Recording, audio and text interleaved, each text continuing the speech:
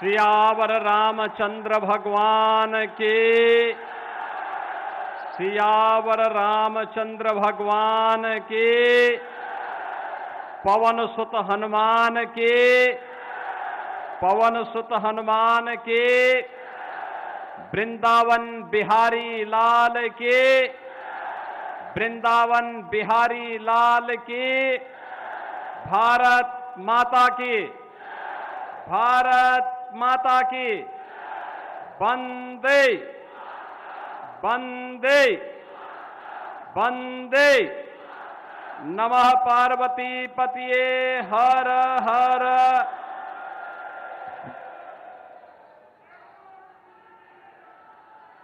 उत्तर प्रदेश सरकार में बाल विकास और महिला कल्याण विभाग की मंत्री और जनपद इटावा की प्रभारी मंत्री श्रीमती बेबी रानी मौर्य जी, लोकप्रिय विधायक श्रीमती सरिता भदौरिया जी, भारतीय जनता पार्टी के क्षेत्रीय अध्यक्ष श्री राम किशोर साहू जी, विधान परिषद सदस्य श्री प्रांशु दत्त द्विवेदी जी, विधान परिषद सदस्य श्री मानवेंद्र सिंह जी, क्षेत्रीय उपाध्यक्ष श्री शिव महेश दुबे जी, जिला प्रभारी श्रीमती कमलावती देवी जी, जिलाध्यक्ष अरुण गुप्तानु जी, पूर्व केंद्रीय मंत्री और पूर्व सांसद डॉक्टर राम शंकर कठेरिया जी, पूर्व सांसद श्री रघुराज सिंह साक्य जी, पूर्व सांसद श्री प्रेमदास कठेरिया जी, पूर्व विधायक श्रीमती सावित्री कठेरिया जी, पूर्व विधायक श्री के राज जी, पूर्व विधायक सिद्धार्थ शंकर जी, भारतीय जनता पार्टी और सहयोगी दलों के हमारे सभी पदाधिकारीगण, भारी संख्या में इटावा सदर, जसवंत नगर, भरतना से जुड़े हुए सभी मेरे उपस्थित बहनों और भाइयों, आज मुझे भारत की पौराणिक और ऐतिहासिक परंपरा से जुड़ी हुई पावन भूमि इटावा की इस पावन धरा को नमन करने का अवसर प्राप्त हुआ है। मैं इटावा की इस पावन धरा को नमन करते हुए आप सभी उपस्थित जनता जनार्दन का और इटावा वासियों का हृदय से स्वागत करता हूं, अभिनंदन करता हूं। बहनों और भाइयों, अब इटावा के नाम पर कहीं भय और दहशत नहीं होती है। अब इटावा के नौजवान के सामने पहचान का संकट नहीं होता है। अब इटावा का नौजवान प्रदेश में या देश में जहां कहीं जाता है तो जो सम्मान अन्य यूपी के जनपद वासियों को प्राप्त होता है, वही सम्मान इटावा वासियों को भी प्राप्त होता है। पहचान के संकट से उभारने का काम डबल इंजन की भारतीय जनता पार्टी की प्रधानमंत्री मोदी जी के नेतृत्व की सरकार ने आप सबको दिया है। और इस अवसर पर जब मुझे आज यहां आने का अवसर प्राप्त हुआ तो मुझे बताते हुए प्रसन्नता है कि इटावा जनपद की 128 परियोजनाओं को, जिनकी लागत 604 करोड़ है, इसका उपहार भी मैं इटावा वासियों को प्रदान कर रहा हूं। इसकी हृदय से बधाई देता हूं। इटावा के सामने 2017 के पहले पहचान का संकट किसने खड़ा किया था? किसी और ने नहीं, इटावा से ही जीतने वाले लोगों ने इटावा के सामने पहचान का संकट खड़ा किया था। और जब इटावा के नौजवानों के सामने, इटावा के अन्नदाता किसानों के सामने, इटावा के कारीगरों के सामने, इटावा की बहन और बेटियों के सामने पहचान का संकट आएगा, तो पहचान का संकट ये यूपी का संकट बनेगा। यही तो होता था। लोग इस मार्ग से चलने से डरते थे। भय और दहशत इस कदर हुआ करती थी कि इटावा के नाम पर देश के अंदर होटल में रूम नहीं मिलते थे, धर्मशाला में टिकने नहीं देते थे, और निवेश के नाम पर तो सब नदारत था, कोई आने वाला नहीं था। लोग कहते थे जब हम स्वयं ही सुरक्षित, हम स्वयं सुरक्षित नहीं है तो पूंजी क्या सुरक्षित रहेगी, पूंजी क्या सुरक्षित रहेगी। और इसीलिए 2017 में जब प्रधानमंत्री मोदी जी के आह्वान पर आप सबने भारतीय जनता पार्टी के कमल को अपने क्षेत्र में खिलाने का अवसर दिया था, और तब डबल इंजन की भारतीय जनता पार्टी की सरकार ने संकल्प लिया था कि अपराध और अपराधियों के प्रति हम जीरो टॉलरेंस की नीति के तहत काम करेंगे, संगठित अपराधियों की कमर तोड़ेंगे और माफिया को मिट्टी में मिलाने का काम भी करेंगे। बहन और भाइयों, भारतीय जनता पार्टी ने जो कहा वो करके दिखा दिया। जिन्होंने उत्तर प्रदेश के अंदर हर जनपद में एक माफिया दिया था, संगठित अपराध का गढ़ यूपी को बना दिया था, यूपी के नौजवान के सामने पहचान का संकट खड़ा कर दिया था, यूपी के किसानों को आत्महत्या करने के लिए मजबूर किया था, यूपी के कारीगरों को बेरोजगार बनाया था, और यूपी के अंदर अव्यवस्था, अराजकता, कर्फ्यू, दंगा, उपद्रव, इसकी पहचान यूपी के साथ जोड़ दी थी। आज यूपी का नौजवान, यूपी का किसान, यूपी का कारीगर, यूपी का नागरिक पहचान के उस संकट से उबर चुका है, लेकिन जिन्होंने संकट पैदा किया था उनके सामने स्वयं पहचान का संकट आ खड़ा हुआ है, उनके सामने पहचान का संकट खड़ा हुआ है। अब उत्तर प्रदेश में उपद्रव नहीं, अराजकता नहीं, गुंडागिर्दी नहीं, वन डिस्ट्रिक्ट वन माफिया नहीं, बल्कि यूपी में अब one district one medical college है, हर जिले में एक medical college, one district one product है, वन डिस्ट्रिक्ट वन कुजीन है। अब यूपी के अंदर न उपद्रव है, न कर्फ्यू है, न दंगा है, यूपी में उत्सव है और यूपी में सब चंगा है। ये नए यूपी की नई कहानी है। जो लोग पहले आपसे 10 कदम दूरी बनाते थे 10 वर्ष पहले तक, आज आप कहीं जाएंगे कहेंगे मैं यूपी का हूं, मैं इटावा का हूं, मैं मैनपुरी का हूं, मैं आगरा का हूं, मैं जालौन का हूं, मैं फतेहपुर का हूं, मैं औरैया का हूं, किसी भी जनपद का आप बताएंगे, वह व्यक्ति आपसे दूरी नहीं बनाएगा, बल्कि उसके मन में आता है कि वह आपके नजदीक आए और आपको गले से मिल ले। यह आज आपकी पहचान है। एक समय यूपी से निकले हुए एक समाजवादी नेता ने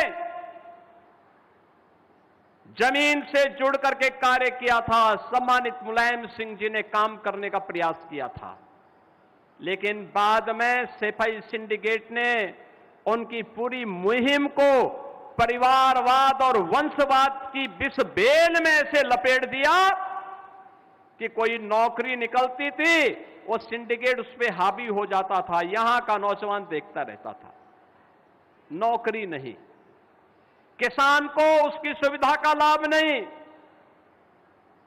श्रमिकों को उसके श्रमिक से, उसके श्रमदान से वंचित कर दिया जाता था। विकास के नाम पर लूट खसोट का जो दौर चला, उसने आपके सामने पहचान का संकट खड़ा कर दिया। यूपी को बीमारू राज्य बना दिया। देश की सबसे बड़ी आबादी का राज्य बीमारू हो जाएगा तो देश का क्या होगा? और यही होता था। आज बहनों और भाइयों, यूपी में न दंगा है, न कर्फ्यू है, न उपद्रव है। यूपी में न माफिया है, न संगठित अपराध है। अब हमारा यूपी उत्सव प्रदेश बनकर के उभरा है। हमारा प्रदेश अब बीमारू राज्य नहीं, भारत की अर्थव्यवस्था के ग्रोथ इंजन के रूप में उभरा है। और ग्रोथ इंजन की उसी कहानी को बताने के लिए आज मुझे इटावा जनपद में आने का अवसर प्राप्त हुआ है। उसी कहानी को बताने के लिए आज मैं आया हूं। अभी यहां पर इससे पहले जब मैं मंच पे आ रहा था, प्रोफेसर रामशंकर कठेरिया जी अपनी बात को कह रहे थे। उससे पहले हमारी प्रभारी मंत्री श्रीमती बेबी रानी मौर्य जी ने अपने भाषण में भी इस बात का उल्लेख किया। और यहां की लोकप्रिय विधायक श्रीमती सरिता भदौरिया जी ने भी जिन बातों का उल्लेख किया। बहनों और भाइयों, विकास का पैसा पहले भी था, लेकिन पहले एक सिंडिकेट का कब्जा था। वह सड़क नहीं बनने देती थी, वह पुल और पुलिया नहीं बनने देती थी, आईटीआई, पॉलिटेक्निक और शिक्षण संस्थान नहीं बनने देती थी। विकास के नाम पर लूट थी।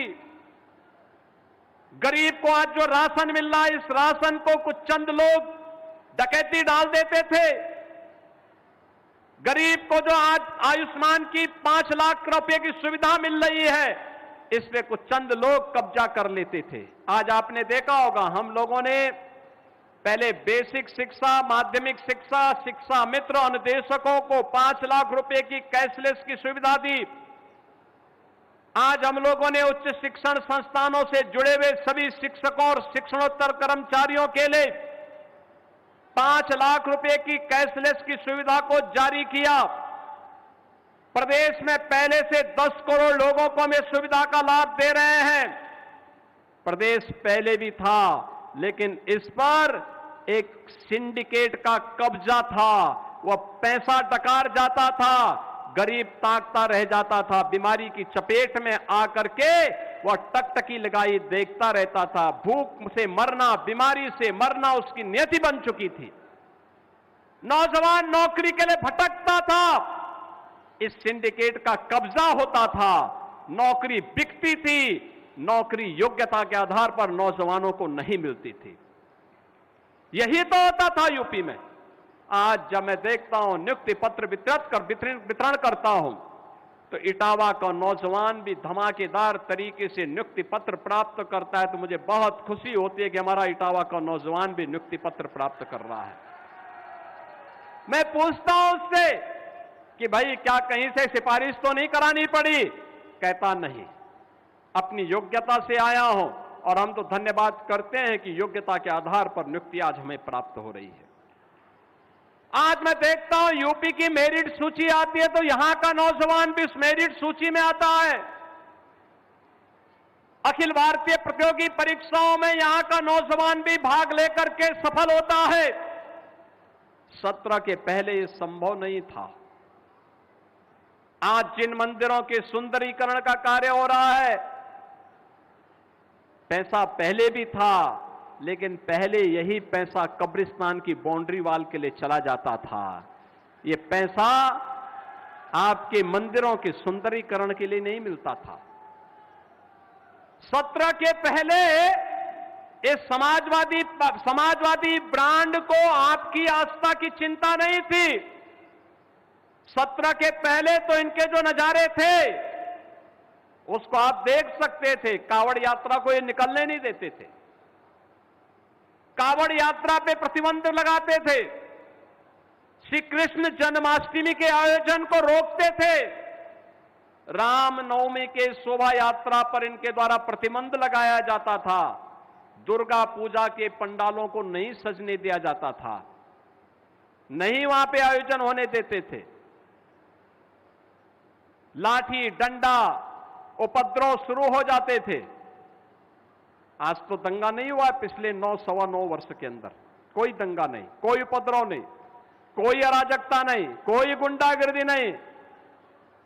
2017 के पहले बेटी और व्यापारी असुरक्षित थी। तमाम संभ्रांत परिवार और पश्चिमी उत्तर प्रदेश के अंदर तो हालात ये थे, हर संभ्रांत परिवार अपनी बेटी को दूर रिश्तेदारी में या छात्रावास में भेजता था पढ़ने के लिए। बहन और भाइयों, आज बेटी सुरक्षित है, वापस अपने मां बाप के संरक्षण में रह करके अपने घर से स्कूल जाती है, कॉलेज जाती है।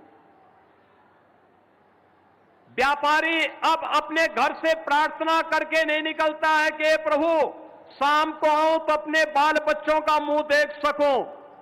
आज व्यापारी भय मुक्त है, क्योंकि सरकार की घोषणा है कि बेटी और व्यापारी की सुरक्षा में सेंध लगाई तो 2 ही जगह होगी, या जेल होगी या जहन्नुम होगा, तय कर लो। अगर सुरक्षा में सेंध लगाने का काम किया तो तीसरी कोई जगह नहीं होगी। ये जो सैफई सिंडिकेट था, ये कभी भी इस प्रकार की घोषणाएं नहीं कर सकता था, क्योंकि गुंडे तो सब उनके साथ ही जुड़े हुए थे। उस समय तो कहावत ही चल पड़ी थी कि देख सपाई बिटिया घबराई। लोगों में कहावत चल पड़ी थी और बदनाम इटावा होता था, बदनाम मैनपुरी होता था। करता था कोई, भरता था कोई। लोग आपको शक की निगाह से देखते थे।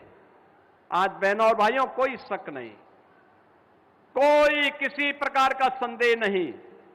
इटावा को भी वही सम्मान है जो लखनऊ वासियों को प्राप्त हो रहा है। मैनपुरी वालों को भी वही सम्मान है जो प्रयागराज वासियों को प्राप्त हो रहा है।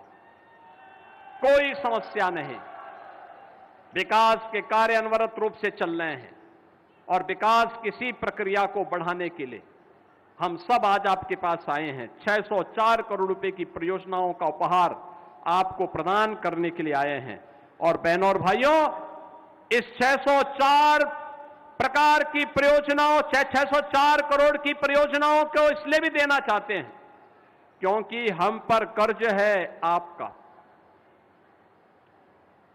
आपने भारतीय जनता पार्टी पे विश्वास किया, भारतीय जनता पार्टी आप पे विश्वास कर रही है और विकास की उसी प्रक्रिया को आगे बढ़ाने के लिए। बहनों और भाइयों, आज आप देख रहे होंगे, आज फराटेदार तरीके से यहां पर एक नई व्यवस्था आगे बढ़ रही है। याद करिए, कभी स्वर्गीय मुलायम सिंह जी ने सैफई में ग्रामीण आयुर्विज्ञान संस्थान बनाने का एक निर्णय लिया था। 5 वर्ष तक अखिलेश जी भी तो मुख्यमंत्री थे, उनको फुर्सत नहीं थी इसको आगे बढ़ाने की। और हम लोगों ने यहां पर 500 बेडेड का सुपर स्पेशलिटी ब्लॉक 490 करोड़ रुपए की लागत से हम लोगों ने पैसा देकर के इसको पूरा करवाने का काम किया है। 232 करोड़ की लागत से 300 बेडेड गायनी ब्लॉक को भी यहां पे बनवाया है। अब यहां का आयुर्विज्ञान संस्थान तेजी के साथ आगे बढ़ रहा है। 540 गांवों में यहां पे 1000 करोड़ रुपए की लागत से जल जीवन मिशन के अंतर्गत कार्य चल रहा है और 2,33,000 परिवारों को हर घर नल की योजना से जोड़ने का प्लान है। 4th फेज में इस कार्य को हम पूरा करने जा रहे हैं।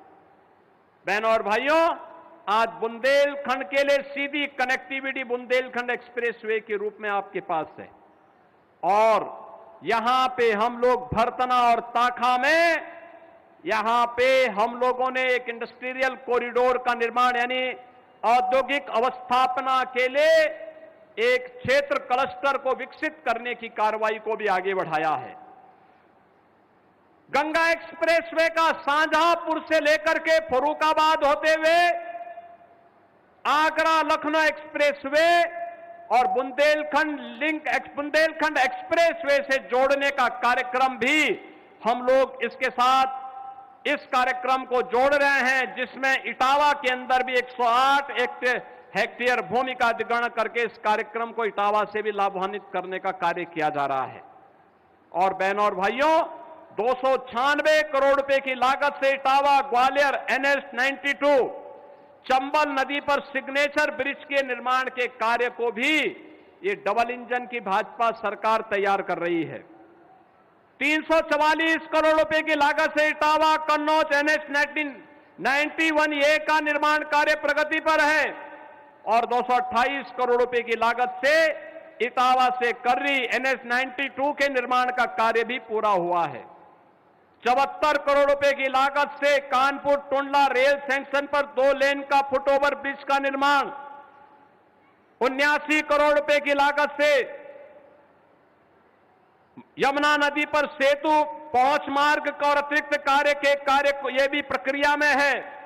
800 करोड़ रुपए की लागत से इटावा में रेलवे फ्लाईओवर और बाईपास के निर्माण का कार्य भी चल रहा है।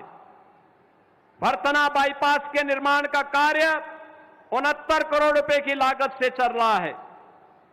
बकेवर लखना सिंडोस मार्ग पर भी सुदृढ़ीकरण का काम चल रहा है। और बहनों और भाइयों, यहां पे कानपुर या लायन सफारी इटावा के लिए भी बाईपास के निर्माण का कार्य के लिए भी धनराशि उपलब्ध करवाई गई है। ये सभी कार्य आज यहां के कार्यक्रमों को आगे बढ़ाने का काम कर रहा है। तो 90 करोड़ रुपए की लागत से पैरामेडिकल के आवासीय भवन का निर्माण के कार्य को भी हम लोगों ने यहां डबल इंजन सरकार ने स्वीकृति दी है। ये इटावा के विकास के लिए डबल इंजन की भाजपा की सरकार के द्वारा किए जाने वाले प्रयास का हिस्सा है। बहनों और भाइयों, ये कार्य पहले भी हो सकता था, लेकिन इसके लिए समय देना पड़ता है, इसके लिए समय देना होता है। पहले समय कहां था? बबुआ तो 12 बजे सो के उठते थे, 2 बजे तक तैयार हो पाते थे, 5 बजे जिम चले जाते थे, 7 बजे महफिल जम जाती थी। तो जनता के लिए और विकास के लिए कहां समय था? और यही है कहानी जो पहचान का संकट आपके सामने और प्रदेश के सामने खड़ा हुआ था।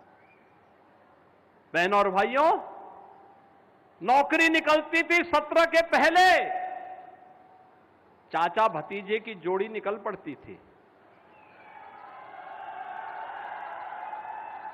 मेरिट के आधार पर नियुक्ति नहीं मिलती थी तो कोर्ट को रोक लगानी पड़ती थी। नौजवान नौकरी से वंचित। हर जिले में गुंडे और माफिया पैदा कर दिए गए थे। Sand mafia, land mafia, cattle mafia, forest mafia, इन्होंने जीना हराम करके रखा हुआ था। और आज माफिया मुक्त, गुंडा मुक्त, कर्फ्यू मुक्त, उपद्रव से मुक्त नए भारत का नया यूपी और प्रधानमंत्री जी की संकल्पनाओं को पूरा करने के लिए आज विकसित भारत की संकल्पना को पूरा करने के लिए विकसित उत्तर प्रदेश, टॉप 3 से टॉप यानी बॉटम 3 से टॉप 3 की इस यात्रा को आगे बढ़ाने का उत्तर प्रदेश। पहले हर पायदान पर सबसे पीछे, आज हर पायदान पर सबसे आगे यूपी है।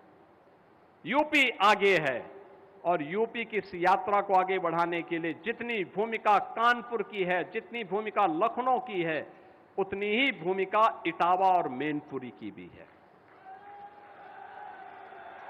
हमारे लिए कोई भेदभाव नहीं, हम कोई भेदभाव नहीं कर सकते, क्योंकि मेरे लिए तो 75 के 75 जनपदों का विकास आवश्यक है।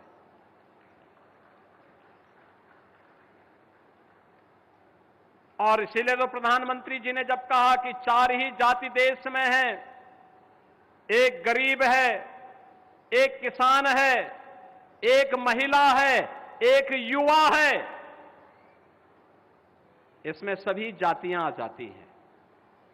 हर युवा के हाथ को काम मिले, रोजगार मिले, नौकरी मिले।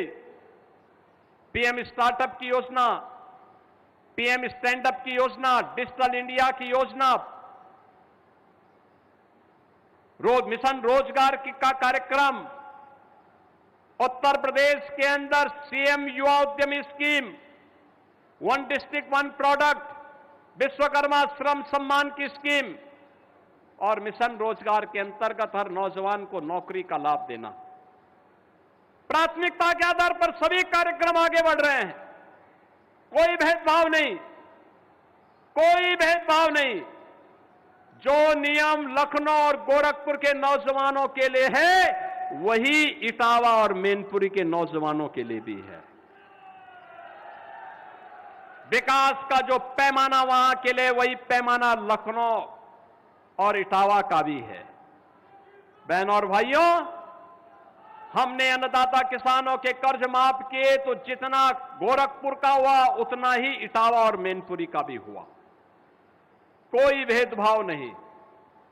किसान सम्मान निधि का लाभ मिलना है लघु और सीमांत किसानों को, तो वह बराबर मिलना है।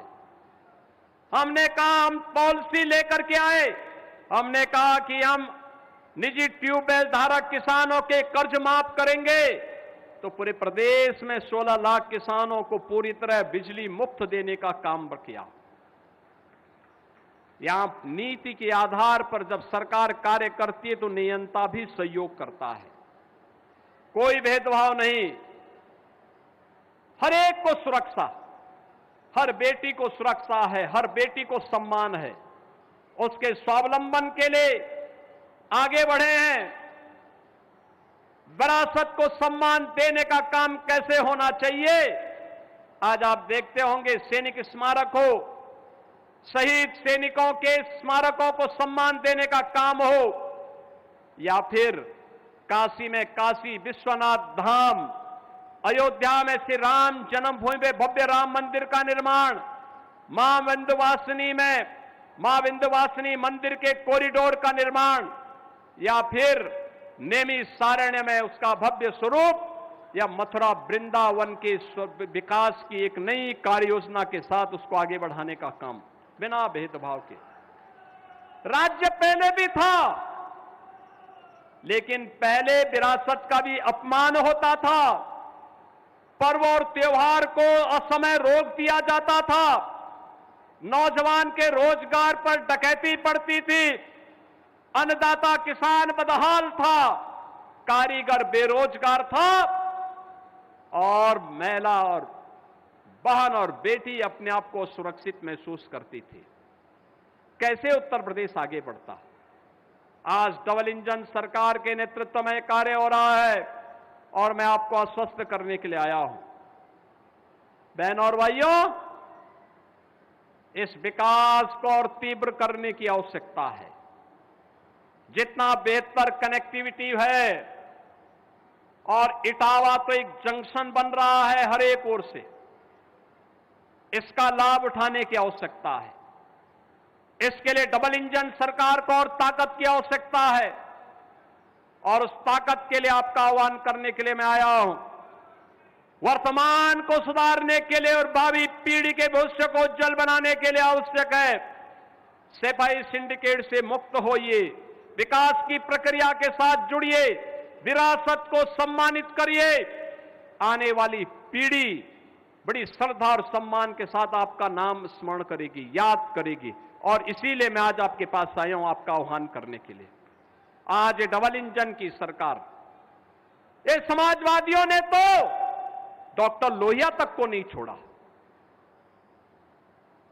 दलित महापुरुषों का इन्होंने अपमान किया। याद करिए, संत रविदास जी के नाम पे जिस जनपद का नाम था वो नाम हटा दिया।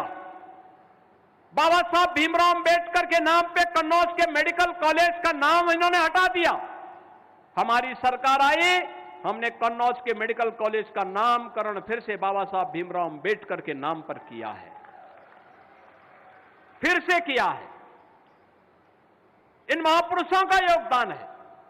याद करिए, लोक माता अहिल्याबाई होलकर के नाम पे औरैया में मेडिकल कॉलेज के निर्माण का कार्य डबल इंजन की सरकार ने किया है।